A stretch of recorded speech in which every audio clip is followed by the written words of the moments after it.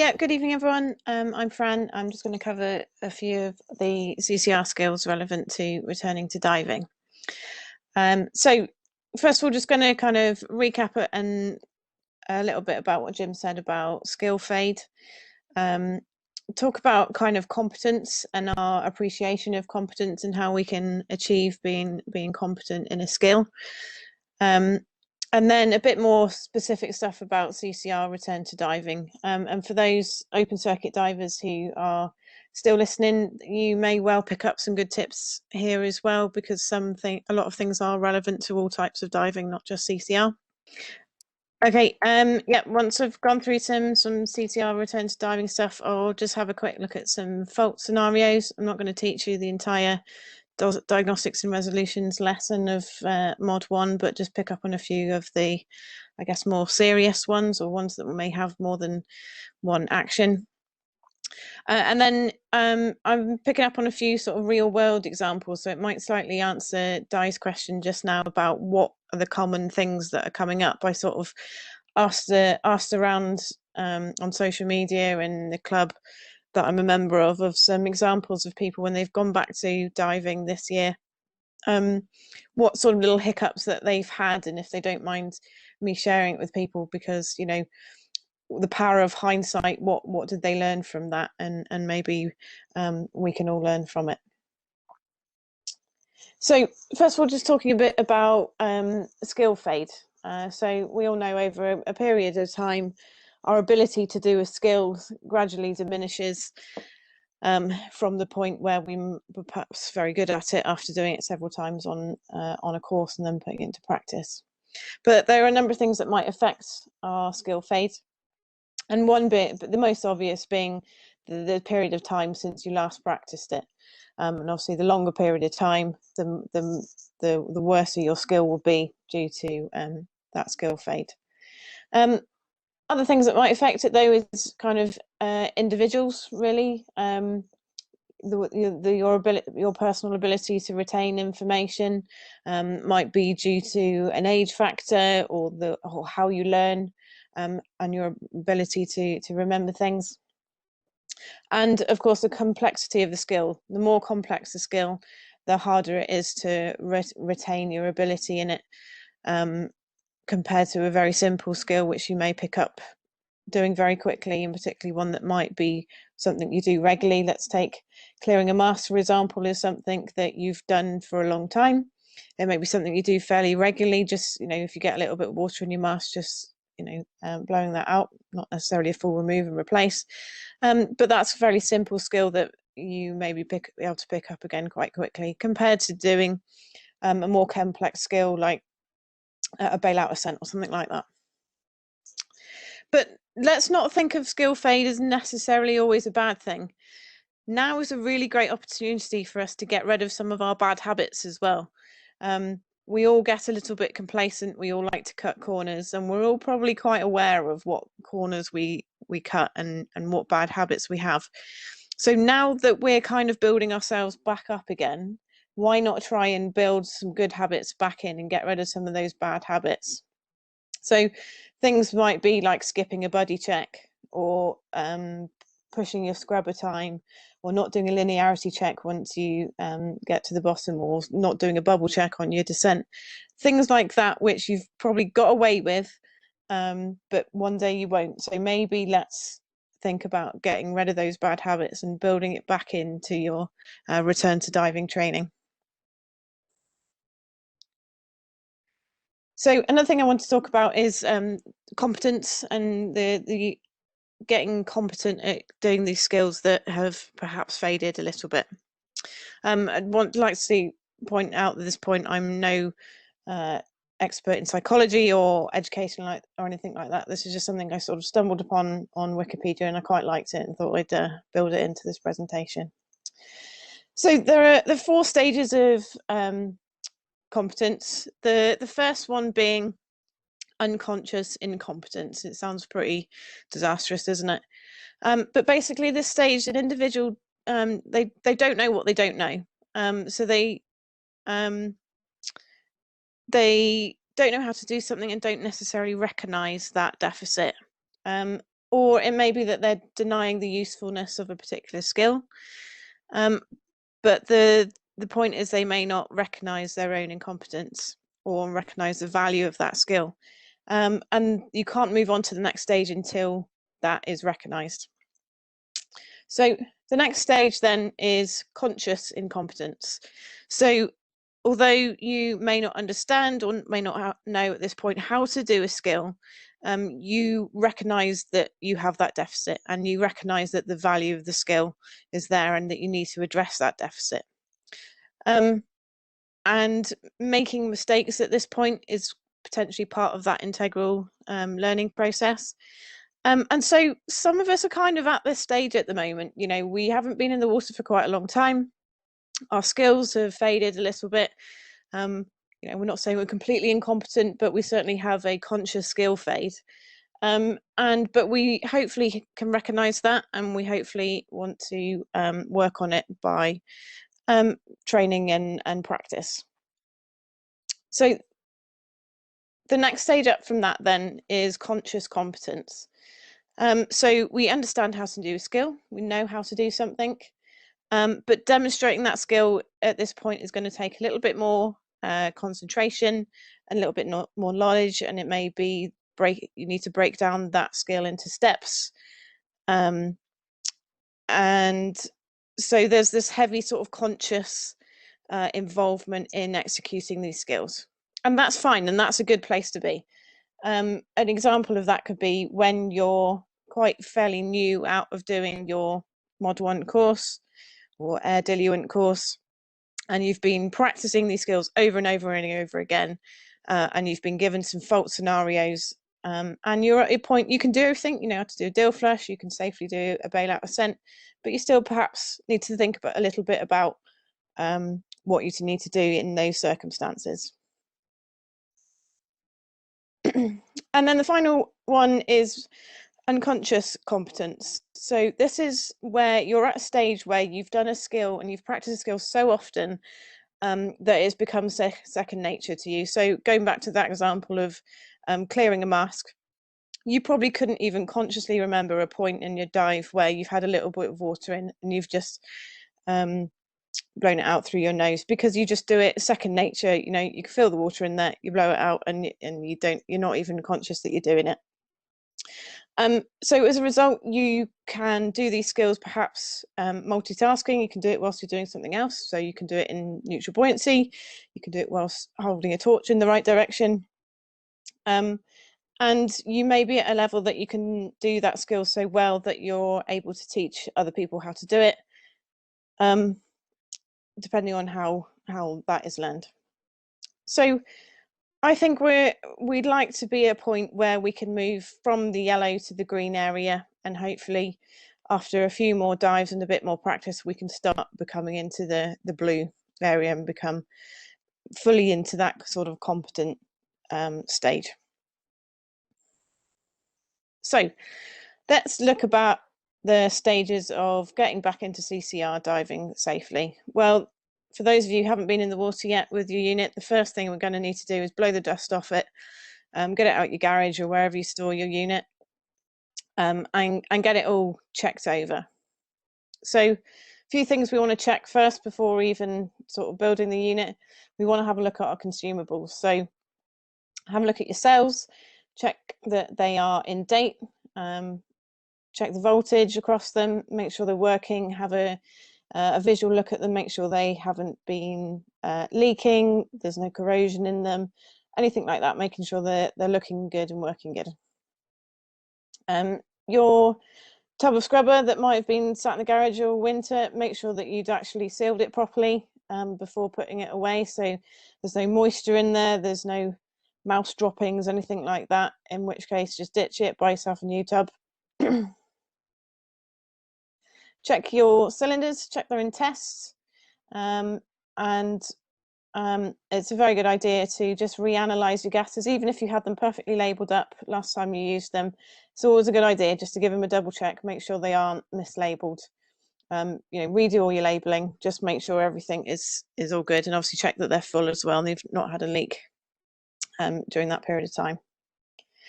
And then with your unit and everything else, give everything everything a good check over. Check your hoses for any degradation. Make sure your counter lungs are clean and haven't got some alien species growing inside them from where you just left them before, and make sure they're intact as well, so make sure that they can hold positive and negative pressure tests. And now moving on to building the unit. Good idea, you know, in your evenings is just to refresh yourself by reading over your user manual, the manufacturer's manual. Have a look online as well of manufacturer training videos. Certainly AP have a number of videos on their website about how to pack a scrubber, how to do positive and negative pressure tests. And although, yeah, you've learned how to do that long ago on your Mod 1 courses, it's always a good idea to have a look at them, because sometimes you can pick up these little things that maybe you hadn't thought of before, or didn't realise that that was kind of the manufacturer's recommendation of doing it. So again, always just a good idea just to have a look at those things, see what you can learn. And we always say this, but build well in advance. And certainly if this is the first time back in the water for a while, it's good to pick up any issues a week or two before you dive. So you've got time to go and get cylinders tested and filled, or go and buy some new cells, or whatever the issue is. So get these things sorted well in advance, otherwise it's not going to affect your dive. And when it comes to the build itself, allow more time than perhaps you normally would, just to remember how to put it all together, to spend some extra time checking over O-rings, checking over hoses, and putting everything together, and just making sure everything's going to sit nicely from perhaps, you know, changes and things since you've last dived.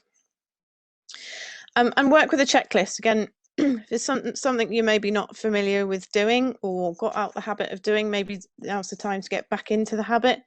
Not only are you going through the assembly in a sensible order, but you're checking that everything has been done and is to recommended manufacturer way of doing things. So follow the manufacturer's checklist, or BSAC's one, whichever one or even if make your own, and then you can laminate it and tick it off as you go through, so you're not forgetting anything.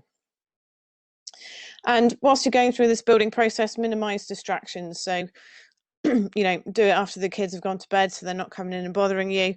Do it where you're not going to have people coming in and having a chat with you all the time. Do it so you've got a quiet amount of time to put everything together, so nothing is missed and everything gets checked and you're not rushing around. And then finally, once your unit's sorted, then think about everything else. You know, check your mask hasn't got things growing in it. Check your torch batteries, including your backup torch. Go through absolutely everything and just give everything a once over. Dry gloves being another example, which I'll talk about a bit later on in my examples. Okay, so we're at a point, unit's good to go. Now we want to go for a dive. So we want to kind of pick a suitable buddy so we can go and do our return to dive safely. And absolute preference would be to pick another rebreather diver who has similar kit configuration to you, i.e. the same unit, but not necessarily need to be the case. So you can practice your skills together. Or someone who is happy to accommodate you practicing your skills at some point during the dive. And particularly having a buddy who knows your unit well, but doesn't necessarily have to be. Take the opportunity to give some feedback to each other about, you know, what you did well, what can be improved, different configurations that can be done to make things a bit more comfortable for you. And it may be even the case that you go in for a second or even third dive just to go over those skills again and make sure you've got everything perfect before going a bit deeper. Don't forget, before you go in, do a full body check. You know, get back into this habit of doing a buddy check, even if it's someone who you know their kit inside out. This is the time where you're going to be missing things. So go through everything, use mnemonic BARE, or whatever mnemonic you choose to use, or use a checklist. I've certainly started using a checklist for body checks for rebreather, because then I'm sure that I'm not going to miss anything. You know, simple things like making sure your ADV's turned on before you jump in, making sure you can reach your counter lung dumps. All good idea, just to kind of have a list and a process to go through to make sure that's all working. Okay, so when it comes to the dive, I've just listed a few things that's a good idea to kind of run through, but obviously add to that as you so wish, depending on how much time you have and willingness of your buddy, and how much you want to get through in one dive. But certainly at a minimum, you need to do a weight check. Some of us may have found that our body shape and size may have changed a little bit over the 3 lockdowns, sometimes for the better, sometimes for the worse. We might have changed our kit configuration, and certainly we're wearing thicker undersuits at the moment. So that's all going to affect our weight and our buoyancy.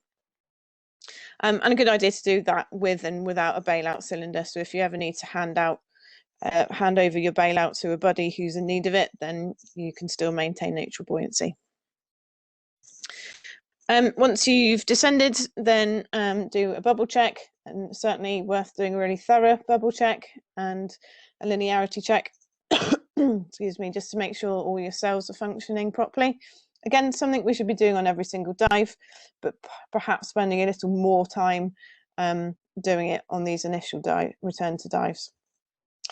And perhaps doing an extended bubble check as well, just to go through some basic skills like opening and closing mouthpiece and things like that, just so we're absolutely happy with that before descending any deeper. And then have a go at going through some basic skills. So doing a few diluent flushes, maybe doing it different ways. Going through a bailout, just a static position, so bailing out either using your bailout valve or an off-board regulator or auto air, anything that you've using. And don't forget, change your computers over as well when you bail out, so your primary handset and your backup computer if you're carrying one, just again so you're back into the habit of doing these skills and you're kind of competent in remembering how to change settings on your computers. And then once you're happy with the static bailout, move on to doing it in a neutral position if you didn't do it before, and then doing a full bailout ascent from, say, 6 meters, doesn't have to be far, but just getting a practice of being able to reach the counter lung dumps, maintaining a safe ascent rate with your dry suit and wing and counter lung. And then hold a stop, both on your bailout ascent and on normal closed circuit as well, and maybe doing an extended stop as well, so you can make sure you can hold it for long periods of time. And throughout the dive as well, I'll go through some fault scenarios, so you could sort something out with your buddy maybe having some cards, or just having something written on a slate saying high oxygen, low oxygen, whatever. And I'll just go through some of these scenarios next with you. So what fault scenarios can you go through? Well, there's all sorts of ones you can have a look at. Have a look through your user manual of some different examples, but the basic ones will be low oxygen, high oxygen, and CO2 breakthrough. So that's known as the 3 H's. So hyperoxia, hyperoxia, and hypercapnia. And the other one I'll talk about on this is a cell error. Now, remember, you don't necessarily need to be underwater to start practicing these. You could be lying in bed at night just with your eyes closed thinking, right, what would I do if I had a low oxygen? And go through the motions of what you would do. You could be sat in your garage with your rebreather on your back, again, going through these scenarios, just practicing what you would be doing, making sure you can reach what you need to reach, before then progressing to doing these in the water.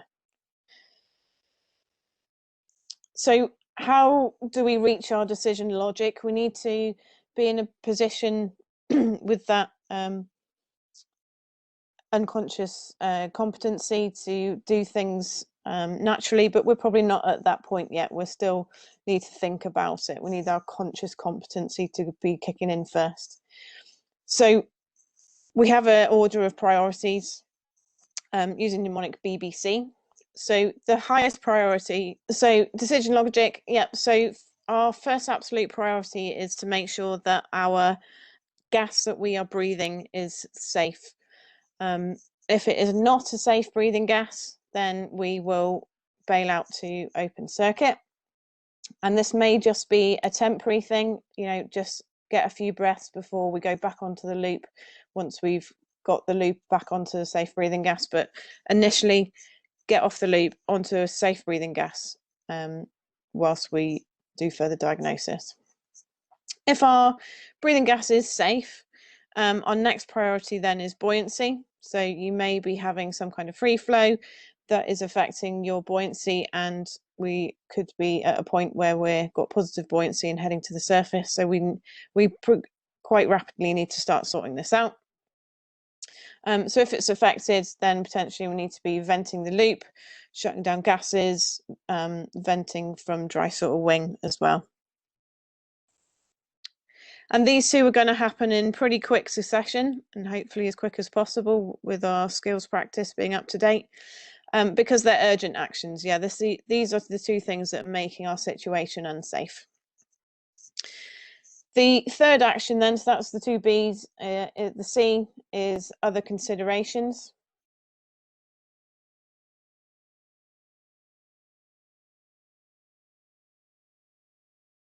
And they can be other things like if you have a free flow, to either maybe on your bailout or your ADV or something like that. So you're just losing gas, but it's not necessarily affecting your breathing gas or buoyancy. Maybe to isolate that by closing cylinder valves or closing flow stops. It could be that your partial pressure is varying high or varying low, not yet to unsafe levels, but you've spotted it and you think we need to be doing some kind of considered action by doing a dill flush or by manually injecting some O2. Or you may be having cells that are drifting apart from each other, again, which may be fixed by or diagnosed by a dill flush and changing your set point to something lower. So there's our decision logic. So we'll come back to each of those as we go through the scenarios. And of course, if in any doubt at all, bailing out is not ever a wrong answer. If that is the safest way to get you back to the surface, and then you can discuss it in the pub afterwards of what perhaps maybe would have been a better option or an alternative option. But bailing out is, if you're in any doubt, is never a wrong answer. So looking at these fault scenarios, let's look at low oxygen first. These images are from the AP course, so obviously on different units you may be seeing different displays, but something cylinder, if you're getting to cell readings that are giving you low oxygen, then you'll probably be getting some kind of warning in your head-up display or on your handset, and buzzer as well if you have one. So low oxygen, let's look through those priorities. Question 1, is this a safe breathing gas? If your oxygen levels have got to a level that are too low to be safe, then the answer is no, and we need to get off the loop. If it's at a point where it's dropped a bit, but it's still safe, then perhaps we can just do something like manually inject some oxygen to bring it up to a safe level, and then think about diagnosing why that's happened in the first place. Second priority is buoyancy affected. Probably not in this case. So this is maybe not a priority. And other considerations, there may be other considerations. If your buoyancy is fine, your breathing gas is fine, there are other things that we can do for this. So what are the possible causes of low oxygen? Could be that your solenoid's stuck closed, so you're not getting that automatic injection of oxygen. We can do something about that. We can manually inject some oxygen with our manual add valves. We can terminate the dive still on the loop by manually injecting. It could be that actually your oxygen's depleted, you've run out, or you've had a major leak in it. In which case we have only one resolution to that, and that is to get off the loop and bail out. So there's our possible resolutions to that. Next potential scenario we want to practice in our skills would be high oxygen. Again, look through that priority. Is that high oxygen safe? Are we at a slightly peaked level that's still safe and we want to do something about it, or is it got too high that's no longer safe and we need to get off the loop? Again, potentially only temporarily. Has our buoyancy been affected? In this case, it possibly might have, because the reason that we've got high oxygen could be because you've got O2 leaking into your counter lungs and giving you positive buoyancy. So it may be that you're going to need to vent the counter lungs and stop that free flow. And there may be other considerations that you could do to get that oxygen level down. You could do a diluent flush that will bring it down, and possibly then manually drive the unit to get you out the water. So possible causes of high oxygen: solenoid stuck open. So you've got your solenoid injecting oxygen constantly. Again, that's going to affect both your safe breathing gas and your buoyancy. It could be that your oxygen inflator is stuck, so it's injecting that way. It could be slightly self-induced, so it could be a fast descent that has caused an oxygen spike. And it could be, again, user error. Sure many of us have done it, is pressed the wrong button and injected oxygen instead of diluent, or just been a bit over enthusiastic and injecting the oxygen on a linearity check and giving yourself a spike. So depending on what the issue is, depends on what your resolution is. If you've got solenoid stuck open, then it may be that you're going to have to isolate it, or if you can't do that, turn your oxygen off at the cylinder and then bail out. If your oxygen inflator's stuck open, then perhaps you could disconnect your manual add valve and rely on your solenoid to get you out of the water, again, terminate the dive. Something simple that's caused by yourself doing a spike on the descent or pressing the wrong button can be resolved fairly easily just by doing a diluent flush and telling yourself off not to do it again. So that's covered hypoxia and hyperoxia. Now on to hypercapnia. CO2 buildup. This is going to be indicated perhaps through signs and symptoms, or if you've got a temp stick or a CO2 monitor, then it could be an alarm, early warning alarm going off from one of those. So your first question, is that a safe breathing gas? No, it's not. And we need to get off the loop immediately. Is our buoyancy affected? No, probably not at this stage, unless the signs and symptoms that the CO2 hit is giving you is getting you a little bit all over the place, in which case it's kind of almost a self-induced buoyancy effect. And are there any other considerations? At this point, no, we just need to get off the breathing loop.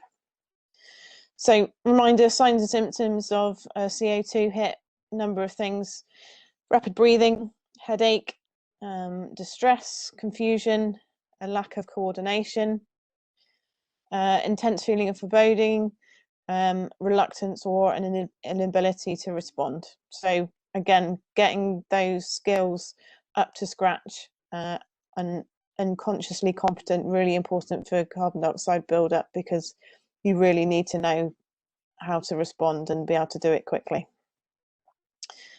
So resolution: bail out to open circuit, abort the dive, and then certainly try and find the reasons for that CO2 buildup afterwards. So just moving on to a final one, cell warning. So your first question again is going to be, is this a safe breathing gas? So you've got a deviation in your cells, and first of all, we don't really know which ones are correct. We could have a rough idea, but it's always possible that you've got one cell that's correct and two that are incorrect. So always have that in the back of your head. Have a look at what the cells are reading. Are all those readings a safe gas, regardless of which one's correct?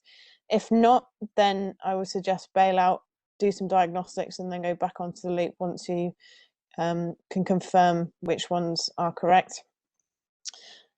Buoyancy affected, probably not at this stage.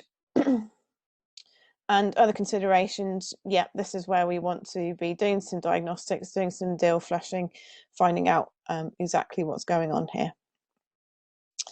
So let's say we get the deviation in cell warnings that I've got up on the screen here. So you've got two that are reading at around 1.3 and one that's reading at 1.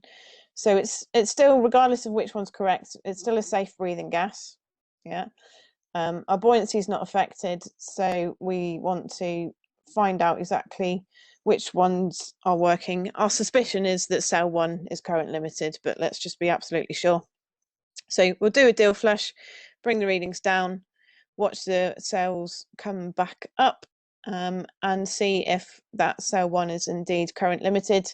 And if it is, we can drop that set point down to something lower than what the cell is currently limited at, and then terminate the dive using that lower set point.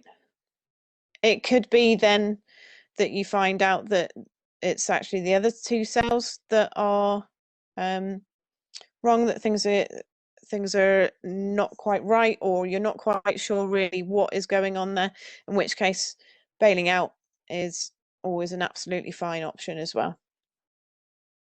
Either way, you've got an issue, so terminate the dive, either on the loop or on bailout, whichever one you determine is going to be suitable for you. So that's just to conclude all some scenarios that I'm going to go through with CCR. Obviously, there's quite a lot of other things that can happen as well. Handset failures, low batteries, startup errors, things like that. So just again, have a look through your manual, go through your scenarios, get happy in your head what you would do in each of those scenarios, and do some practice underwater with your buddy. So I just wanted to kind of finish up with some real world examples of some little hiccups that have happened with my friends, with myself, with people in the dive club when I've kind of asked people for some examples. So certainly in England, things are starting to open up again. We can go diving in groups of up to 6 outside. Not that you would dive inside, I suppose, apart from the swimming pool. So most clubs are hopefully doing some safe returning to diving by starting, just Dive Manage is going to some shallower dive sites, opportunities for weight checks, that kind of thing. But that can't always help the human error and things going wrong a little bit. So I've asked for a few stories. The first story I got back was one that happened actually after the first lockdown, when diving was returning for the first time. That one of our divers, he had all his kit loaded, or as he thought, onto the boat. He put his weight pouches on a safe place on the pontoon because he didn't want them to fall overboard by balancing on the side of the pontoon near to the boat. So we put them a bit further onto the pontoon somewhere safe. And as you can probably guess what happens next, the weight pouches never quite make it onto the boat, and he realizes after about 20 minutes into the transit that he doesn't have them, and the boat turns around and comes back. Benefit is that the sites that were chosen were not tide dependent. They're going to fairly shallow site that doesn't really have any current to it, so sensible choice of dive site to go to. And so having these hiccups didn't really have a major effect on the overall running of the day, just a little bit more of his embarrassment. So what did he learn from this? Well, he said, you know, before he always used to kind of do a mental checklist, start from head to toe of all the equipment that he needs before going diving, and he didn't do it that day, maybe just because there was too much going on. He was just out of practice, out of sequence of doing things. So now make sure he goes through that mental checklist of making sure there's everything is on board. I've had quite a few examples of DSMB misdeployments. Some of them from very experienced divers who, again, thankfully have had these hiccups in shallow dives as a workup of going back to diving again. So various examples of getting caught up in strings on deployment, and one kind of feedback as well of one person would normally dive a twin set and would have their DSMB clipped on a certain place, was diving a single set, which was more unusual for them, had it in a different place, and almost forgot to disconnect the reel from herself before deploying it, so almost deployed it, you know, still attached, which obviously could have been pretty disastrous. Thankfully didn't, but certainly took away that learning point from that. An example of someone borrowing some kit, so sort of a bit of a last minute preparation, didn't have their own kit ready but really keen to get back in the water, so borrowed a set of regulators, came to do the buddy check on the water side to realise that that set of regulators didn't have a dry suit hose attached to it, only a wing or BCD inflator, and so then was a bit of faffing around with trying to get a dry suit inflator connected up. The hindsight story to that was get your kit set up the day before, or at least the day before, so you've got everything.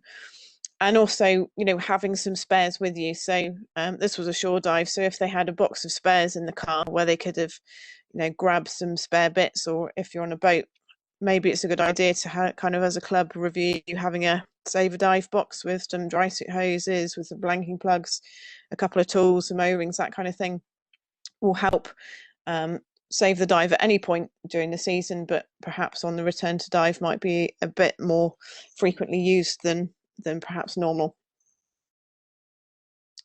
I'm going to fully admit this one is my example. So one of my first dives back, I was teaching in a private pool some CCR skills. I'm obviously used to packing everything and having a dry suit as opposed to a wetsuit. In this case, the pool is really warm, so didn't really want to wear a dry suit, so wore my wetsuit.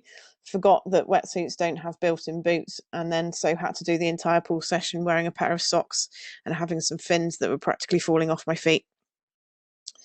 So again, just if I spent a bit more time getting my equipment ready, I probably wouldn't have forgotten my wetsuit boots, because I would have done that head to toe thought process of what kit I needed. Another example is thinking about what your ancillaries and getting those all prepared. It's not just about your rebreather, it's about everything else.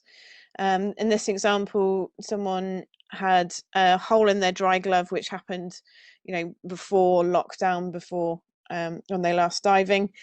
Didn't get round to changing the glove over, and so it was kind of left and then eventually forgotten about. And then comes the return of diving, then got soaking wet because of that hole in the dry glove. Again, spending a bit of time and checking over your ancillaries and not just your main scuba unit would have been a good idea. So just a bit of a summary on those lessons learned then from those examples. Build your kit and check in advance, at least the day before, to make sure you've got everything that you need. And doing that head to toe check that you've got everything. Do a shakeout dive on all your different kit configurations. So you may have done your shakeout dive on your CCR and you've gradually progressed yourself up and you're now back to doing 60-meter trimix diving, but you probably haven't done a single cylinder dive in 18 months. So go back to your 6-meter shakeout dive and do a shakeout dive with your single cylinder set, because your configurations are all completely different and you may well forget something.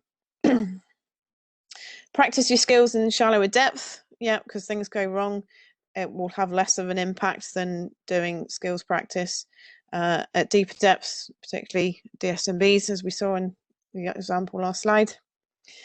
Don't forget your weight, don't forget your weight belts, and at the very least, these should be picked up in your buddy check, so you're at least not jumping into the water without your weights on, but get your checklist much prior to that, so you hopefully not get to the point of a body check before you haven't realised you haven't got a weight belt.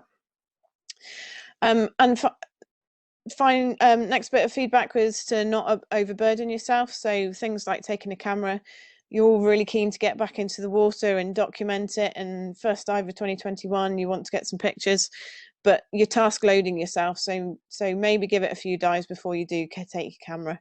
By all means, get your shore cover or boat cover to take some photos for you. And carry a set of spares in the boot of your car or on your boat in a box, so you can do some last minute recoveries and hopefully save a dive for someone if it's not yourself. So that concludes my part of the presentation on CCR return to diving.